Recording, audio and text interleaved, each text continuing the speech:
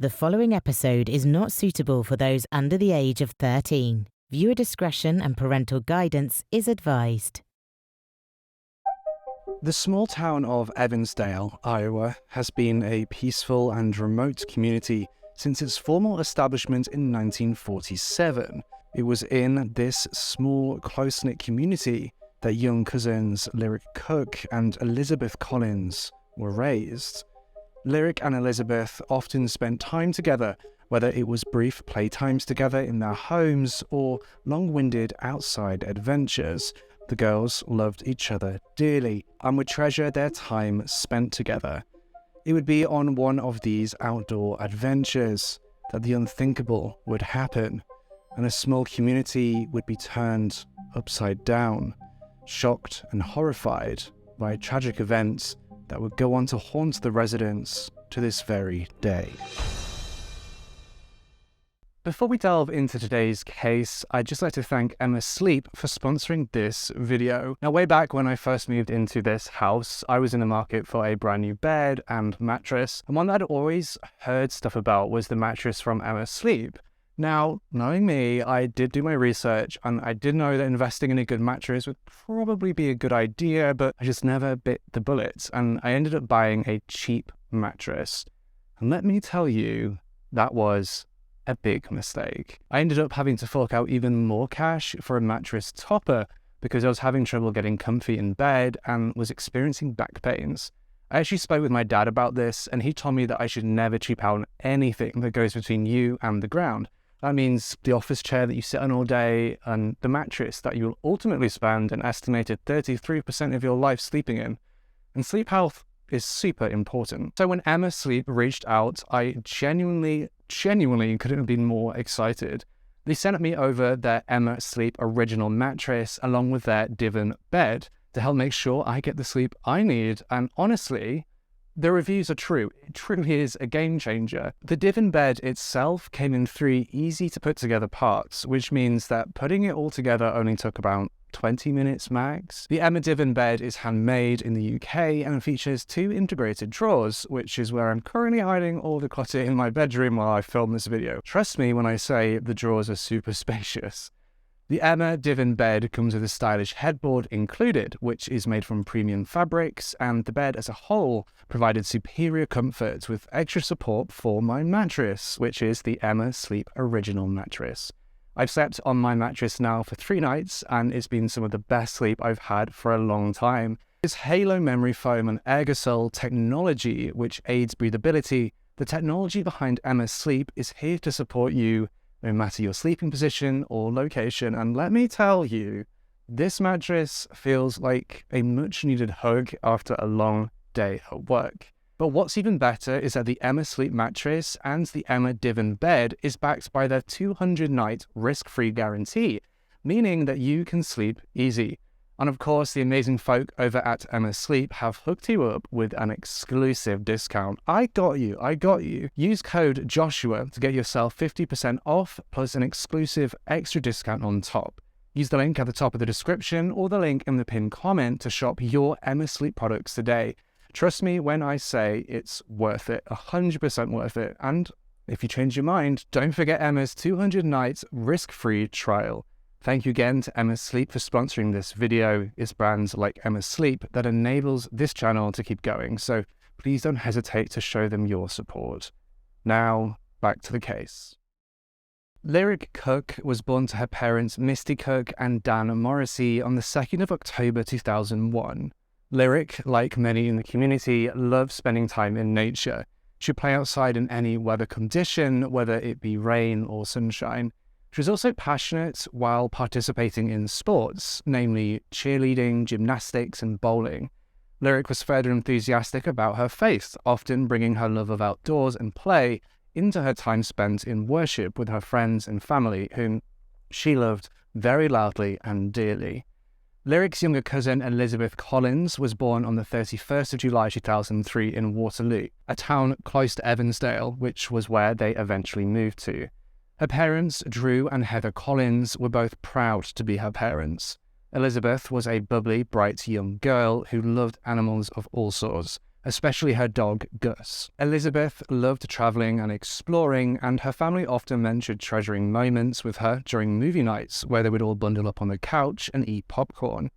Lyric and Elizabeth often spent time together, whether it was brief playtimes together in their homes or long-winded outside adventures.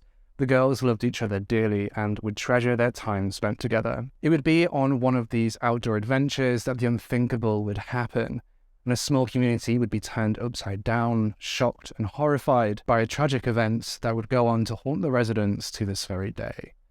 The morning of the 13th of July 2012 had been calm. Lyric and Elizabeth spent the morning in Elizabeth's family home. Due to their parents' work schedules and to errands that needed to be dealt with, the girls were left with their grandmother, Wilma, who was a frequent babysitter for the two. Later that morning, Lyric and Elizabeth, who were aged 10 and 8 respectively at the time, decided to go on a bike ride to spend some time outside. They were seen several times on their ride. First, they were seen at around 12:23 p.m. riding down Broven Boulevard on their bikes, before being spotted again along Gilbert Drive, biking along a road leading towards Meyer's Lake sometime between 12:30 and 1 p.m. Long bike rides weren't unusual for the two cousins. However, after several hours of the girls failing to return home, their parents and grandmother grew worried. They searched the areas around the house and around the places where they had seen the girls biking only a short while before. When their search efforts failed, Elizabeth's mother, Heather, made a call all parents fear having to make. At 2:48 p.m, a call went out to the local police department reporting Lyric and Elizabeth as missing. The reaction was immediate. Police, friends, family members, and members of the community sprang into action, searching every square acre of Evansdale. With Evansdale being quite small, only 4.06 square miles or 10.52 square kilometers, the searchers quickly found clues of the whereabouts of the young girls. A first responder aiding the search found both of the bikes that the two cousins had been riding along a biking trail on the bank of Meyer's Lake. Other belongings of Lyric and Elizabeth were found in the area as well. Police noted that additional evidence was uncovered in the area, but have not released those details as the case is still under investigation. One of the belongings, Elizabeth's bag, was found thrown over the fence separating the biking trail from the lake itself. What was also notable was what the investigators did not find at the location.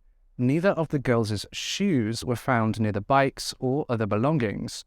This told investigators that the girls had likely not left their belongings there to get into the lake for a swim, as their shoes would have likely been left behind. The discovery of the girls' bikes and other items upped the sense of urgency in the searchers. By now, hundreds of law enforcement personnel, first responders, and citizens were searching every land area of Evansdale that they possibly could, desperately hoping to find the girls. Their search continued long into the evening and early morning hours. With no sign of the girls aside from the items found by the lake and bike trail, local police called in for help. By 7 a.m. on the morning of the 14th of July, members of the Iowa Division of the FBI arrived in Evansdale to aid the search efforts. In less than 24 hours after their disappearance, Lyric Cook and Elizabeth Collins were on the mind of state authorities in Iowa. As the search of the girls continued into the weekend, local and state investigators began tracing leads in any capacity that they could. They began interviewing local registered sex offenders and administering polygraph tests to put pressure onto anyone they were interrogating. Now, it should be noted that polygraph tests are not admissible or usable in the court of law, as I've said so many times on this channel before. However, they are commonly used in police interrogations as a method of applying pressure to those being interviewed. Individuals hooked up to a lie detector machine might be more likely to be honest if they don't know any better. It's a really interesting technique that the police enlist to make a suspect feel pressured into revealing the truth, or at least that's the point of it. It was at this point that rumours and suspicion began to fall upon Dan Morrissey and Misty Cook, Lyric's parents. Now you see, both Dan and Misty had a criminal record, with Dan's being more extensive. News coverage at the time outlined crimes that Dan had committed and, consequently, was meant to go to court for in late July. And if found guilty, the charges against him had the potential to put him in prison for upwards of 15 years. Many of the infractions involved drugs, particularly marijuana and methamphetamine, with charges for possessing, using, dealing, and making the drugs among them. These, however, were not the worst of Dan's known offences. In July of 2011, Dan was arrested and charged with domestically abusing Lyric's mother, Misty. An article by CBS covering these charges said, quote, "He was arrested and charged with domestic abuse after police said he threw Misty Cook Morrissey to the ground, smashed her face into the floor, put his knee over her neck so she could barely breathe, and broke her finger." Both Dan and Misty were interrogated by the police, but were quickly dismissed as suspects. On the 20th of July 2012, a week after the disappearance of Lyric and Elizabeth, police called off the search of Meyer's Lake, with the captain of the Black Hawk County Sheriff's Office, Captain Aben, stating in a press conference, quote, "Investigators are confident that the two girls are not in Meyer's Lake. This case is now being called an abduction." As time progressed and weeks pressed on without any sign of the girls, the community did their best to continue supporting the families of Lyric and Elizabeth. Vigils, prayer services, and events were held to try to uplift the families, as the community held out hope that the girls would somehow return home. In an interview with a news outlet on the 10th of August 2012, Elizabeth's mother Heather said, quote, "The only thoughts that go in my head are positive thoughts. The girls will return home.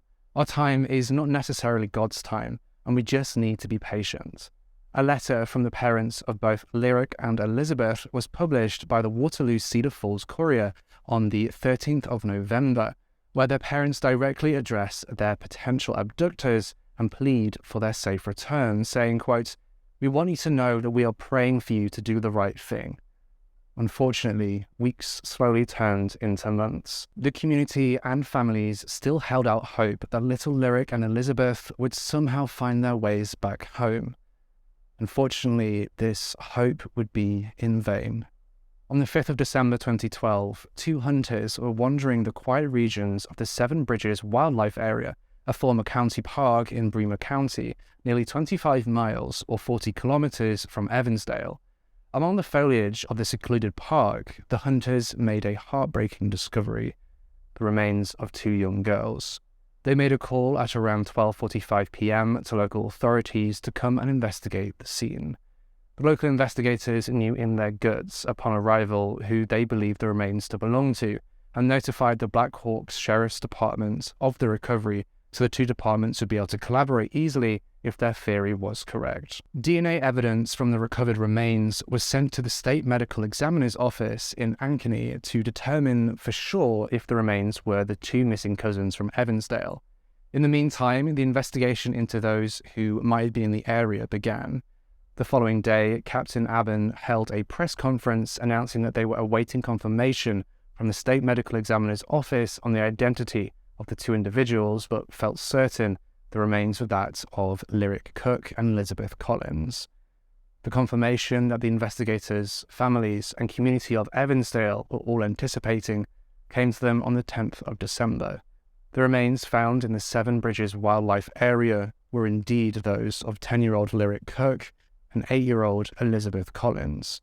Information regarding the suspected time and cause of the girls' death have still not been released, as this information being public could cause major issues for the still open investigation. It is common knowledge to many that children, especially younger children, are not likely to survive the first day after being abducted. A report by the Washington State Attorney General's Office notes that 88.5% of child abduction cases that they studied resulted in the child being killed within the first 24 hours. 76% were dead within the first 3 hours after being abducted. Because of this, many in the community had suspected the girls to be deceased. The confirmation of their deaths hit the small community like a shockwave. As the community mourned the now proven loss of Lyric and Elizabeth, investigators in Black Hawk County and now Bremer County pressed on. Investigators re-examined many of the sex offenders first dismissed as suspects earlier on in the case, hoping that they could find new clues or leads as to who could have been heartless enough to take the lives of two innocent young girls. Individuals on the sex offender registry in Bremer County were also investigated, as it became a theory that perhaps the person or people responsible had gone to Evansdale in the hopes of finding a victim to bring back. Despite this renewed effort, as 2012 faded into 2013, leads on the case slowly began to go cold. However, this doesn't mean that investigators had given up on finding justice for Lyric and Elizabeth. Michael Rukasa, who works with the Iowa Division of Criminal Investigation, said to multiple news outlets that, quote, "There are just a lot of reports, a lot of information to read through. Now that there's been a little bit of a lull, we are able to start pouring through these reports and make those connections. With so many people desperate to have this case solved, many tips came in only to be lost in the shuffle. That is, until 3 tips managed to catch the eyes of the investigators, reigniting the fire and providing a new lead for them to chase. On the 24th of June 2013, the authorities and investigators working the case announced that 3 separate witnesses had come forward describing a vehicle that they felt stood out to them on that day. The 3 individuals reported that they saw a vehicle that they described as, quote, a white, older model, full-sized SUV-type vehicle, similar to a Chevy Suburban or a Ford Bronco. This vehicle was reported to have been parked on Arbutus Avenue, a street that leads directly to the biking and walking trail that Lyric and Elizabeth's bike had been discovered along. Officials released this information in the hopes that anyone else who had seen that vehicle that day might also come forward. They hoped that somebody had seen not just the vehicle, but whoever might have been driving or otherwise inside of the vehicle as well. Alongside this announcement came more news about the ongoing investigation. Officials were now exploring possible connections between the abduction and murders of Lyric and Elizabeth with another case of child abductions in Dayton, Iowa. The case involved the kidnapping of 2 young girls by a known offender, Michael Klondo. With so much information coming out publicly regarding the case, many questions arose. Could the person driving the white SUV have been the abductor? Were the Dayton and Evansdale cases related? Why did the investigators feel that the abductor of the other case could have been involved in both cases? That last question was a key one with quite an interesting answer. My light just died. Why did investigators feel that the abductor of the other case could have been involved in both cases? That last question was a key one with quite an interesting answer. Who exactly was Michael Klondo? There is not a large amount of discussion around Michael's past before his criminal record starts. However, we do know that he was born in 1971 in Kensett, Iowa. His parents were divorced when he was 10 years old, but other than that, his childhood was described by those who knew him as quite typical. He lived his life just like anyone else's age would have done until 1986. Only a few months after turning 15, Michael assaulted a fellow classmate, also age 15. The details of this attack could not be confirmed reliably. However, it was described as a quite vicious assault. Shortly after the incident, he was taken into youth custody and found guilty of the charges brought against him. In the year and a half following this charge, Michael was bounced around from various delinquent youth institutions all around Iowa, including the Boys State Training School in Eldora, the Meyer Hall in Des Moines, and Brentwood in Waverly, before finally ending up in the Mental Health Center in Cherokee. At some point during February of 1988, Klondo, who was by this point age 16, was released from juvenile detention and returned to his father's custody in Mason City, Iowa. The following February, at the age of 17, Klondo commits his next violent crime. On the 22nd of that month, Klondo entered the home of his co-worker under the guise of needing to use her phone after his car had stalled. The co-worker instead offered to give him a ride, which he accepted. Before the two could even enter his co-worker's car, Klondo knocked her to the ground and attempted to choke her and assault her. Court records detail her struggle in those moments and notes that she had clear physical marks around her neck from the brutal attack. In March of 1989, Klondo was tried as an adult and found guilty of assault with intent to commit serious injury. The court records also show that he was charged with second-degree burglary. This burglary was said to have occurred on the 15th of February 1989, but no other details were found in regard to this particular charge. On the 17th of May the same year, Klondo was sentenced to 5 years in prison for the assault and 2 years in prison for the burglary, to be served concurrently for those charges after taking a plea bargain. Court records show that Klondo was considered for a shortened sentence in the following months. However, this was reported as dismissed after prison officials suggested that he stay in prison long enough to complete his sexual offender treatment program before being released. It is at this point that the timeline of Klondo's prison life becomes somewhat confusing and unexplained. Klondo remained incarcerated in the Mount Pleasant Treatment Center until February of 1991 when he was released. There are no details available as to why he was released, as his 7-year combined sentence should not have ended until 1996.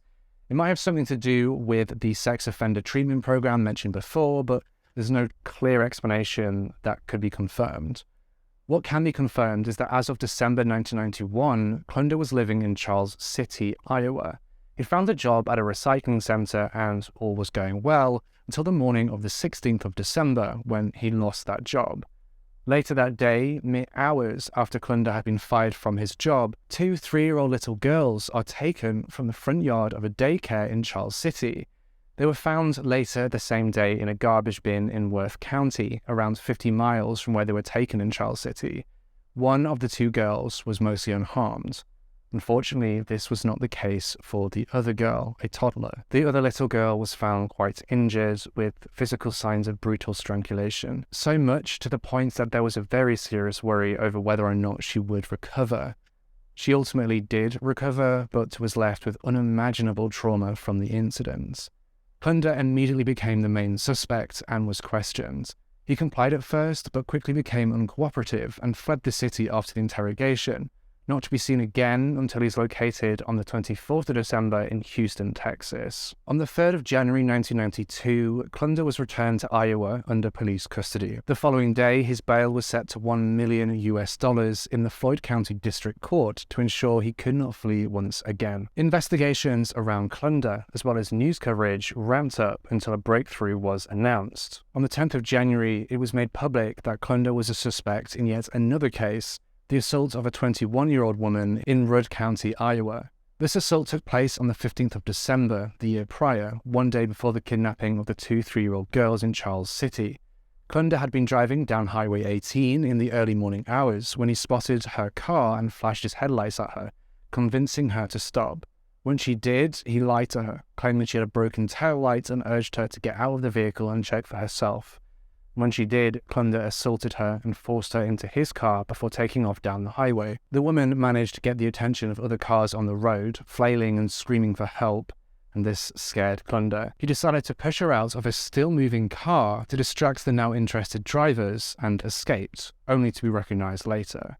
On the 17th of April 1992, after only 2 days of trial, Klondo was found guilty of the kidnapping of the 2 toddlers, as well as the assault of the 21-year-old woman. By the 13th of August, Klondo had been sentenced to 11 years imprisonment for the assault of the young woman, and 30 years imprisonment for the kidnapping of the 2 toddlers, so 41 years in total. Klondo, aged 21 at the time, was in prison once again. He was expecting to remain in prison until he was 62 years old. However, as we all know, this would not be the case. On the 25th of December 2011, Klondo was released on parole after only serving 18 of the 41 years he'd been sentenced to. The next 2.5 years were quiet for Klondo. There is not much information on what he was doing in this time, as he seemed to be doing relatively well. Some could have even believed he had been truly rehabilitated.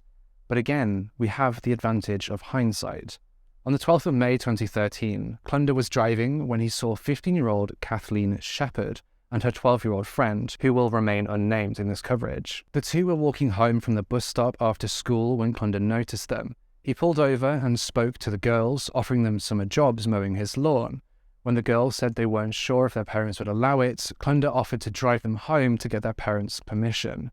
The girls accepted his offer and got into his truck with him. He instead bound the girls with zip ties and drove them to a remote location, an agricultural facility where pigs were kept and processed. On arrival, Klondo separated the 2 girls, taking Kathleen to a separate location on the facility grounds. What he did to Kathleen in this time is not known. However, during this time, Kathleen's 12-year-old friend managed to escape her binds and run away from the facility. The young girl ran for help and was eventually aided and taken to the police. She was able to tell the full story to authorities, safe and physically unharmed for the most part. Kathleen, unfortunately, would not have the same fate. At some point after separating from her friend, Klondo killed the 15-year-old and disposed of her remains in the nearby Des Moines River. She would not be found until the 7th of June later that year.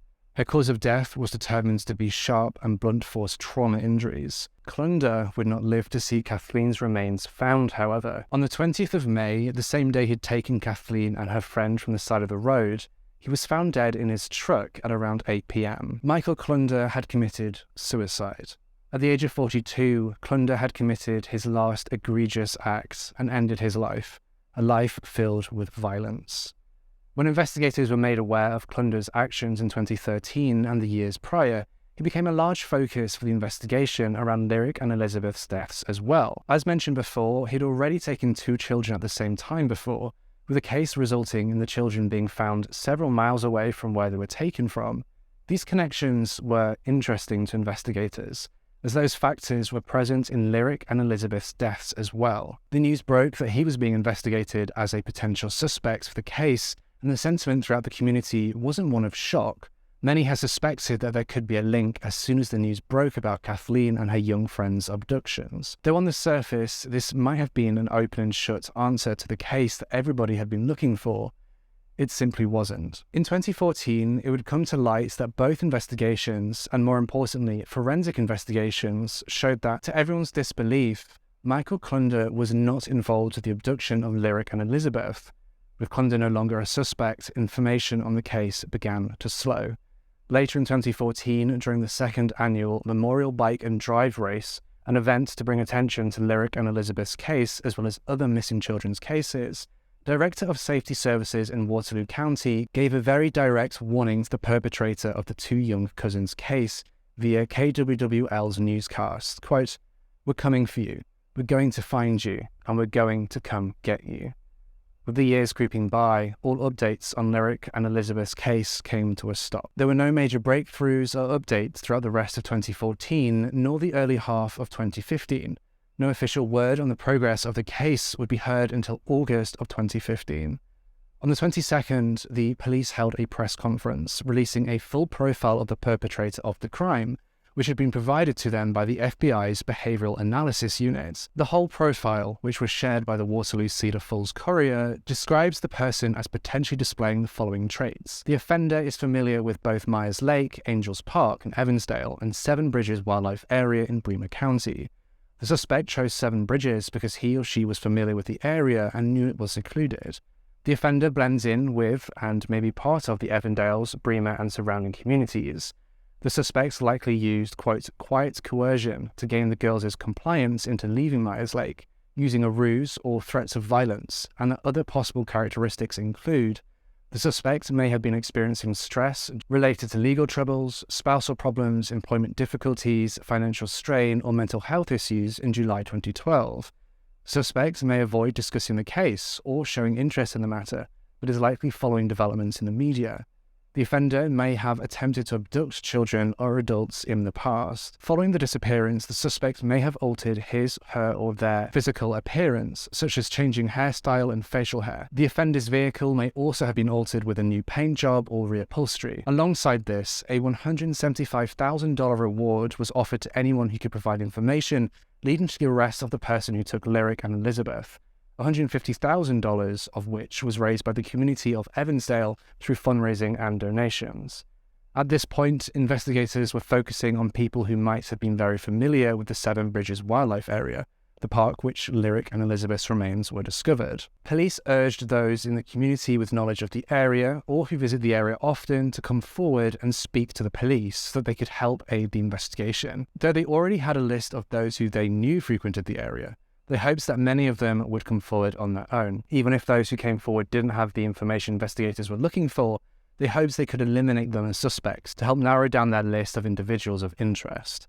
On the 26th of July, then Evansdale Police Chief Jeff Jensen told the Waterloo Cedar Falls Courier that the case would never truly be considered a, quote, cold case, promising the case would continue to be worked on, regardless of how long had passed since the day of Lyric and Elizabeth's deaths. The case would not be mentioned again in major media until the 5th of February 2016, when investigators would remind the community via Who TV News that they were still taking tips on what was now being referred to as the Evansdale's cousins case. In 2017, the community had not forgotten Lyric and Elizabeth, despite the lack of updates regarding the investigation of their case.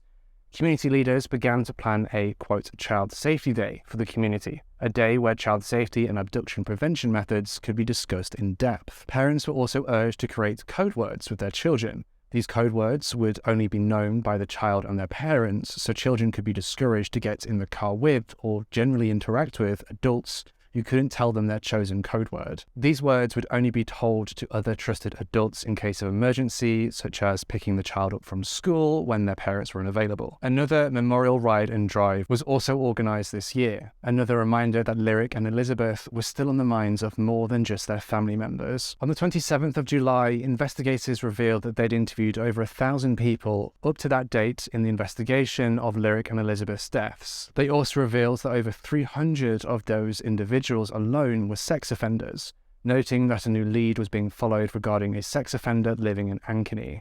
The offender in question, Jeff Altmeyer, who was aged 58 at the time, was caught attempting to lure children into his van, offering them $100 if they would get into his car with them. He'd attempted this in several locations in Iowa, putting him on the radar of several police departments throughout the state. Police also noted that 2 different individuals had confessed to abducting and killing Lyric and Elizabeth by 2017. However, both individuals were debunked as being able to have truly done so. They also reconfirmed to questioning press that Lyric's parents were still not considered suspects in the investigation.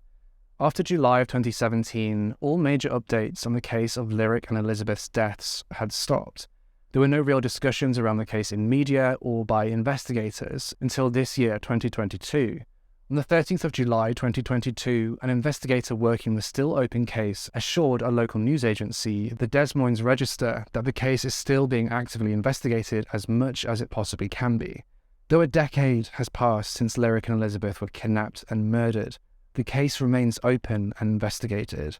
Those working on the case are still taking tips regarding the case and are still working to follow up on any leads that could prove useful in the finding of the person or people involved with the deaths of the 2 girls. Old evidence has also been reinvestigated with new methods as they've developed in the years after the beginning of the case. Jason Ellison, an investigator who joined the case efforts in 2017, told the Des Moines Register that, quote, DNA technology, along with forensic genealogy and electronic forensics, have come a long way in the last 3 years or so. It's an exciting time in law enforcement for agencies that have cases similar to this. We're waiting for some technology or new information that will help us push the case forward. Scott Rieger, a special agent with the Iowa Division of Criminal Investigation, promised to all those worried about the progress of the case that, quote, it's an active investigation. This case is not sitting on a shelf somewhere gathering dust. Though the investigators have been hard at work after all these years, it can only bring so much comfort to Lyric and Elizabeth's families. Elizabeth's father, Drew Collins, told the Des Moines Register that, quote, I thought when they found the bodies that would have quick answers. But that being said, I do think time is definitely on our side. Technology is going to be on our side. Memories of Lyric and Elizabeth can be seen all around Evansdale, especially around Meyer's Lake, where extensive searches took place after the recovery of the girls' bikes in the area.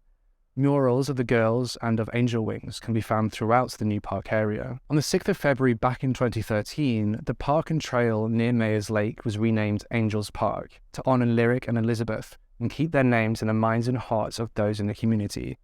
The park has been constantly upgraded and added to as the years go by, mostly funded by volunteers within the community. The day before the official renaming of the park, chairman of the Evansdale Park Department told KCRG, a local news agency, that, quote, there is a lot of memorials around the lake and throughout the bike trail in Evansdale. We thought if you're riding your bike or walking, it's a nice way to memorialize people that you don't want to forget. The 13th of July is known as Lyric and Elizabeth Day in Evansdale, where everyone takes time to remember the young girls for who they were. Though they died far too young, they left a deep mark on those who knew them and loved them, as their personalities were much bigger than they were able to show during their short time on this world. Lyric and Elizabeth were 2 beautiful souls who are still seeking justice to this day. I urge you to leave the families and other loved ones regarding this case in peace. However, if you do have tips or other useful information that you believe could be helpful to the police as they continue to investigate this case, please send it to ourmissingiowagirls at dps.state.ia.us.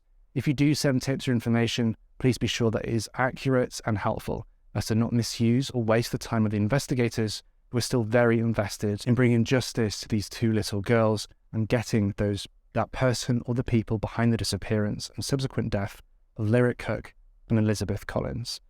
And that brings us to the end of this case.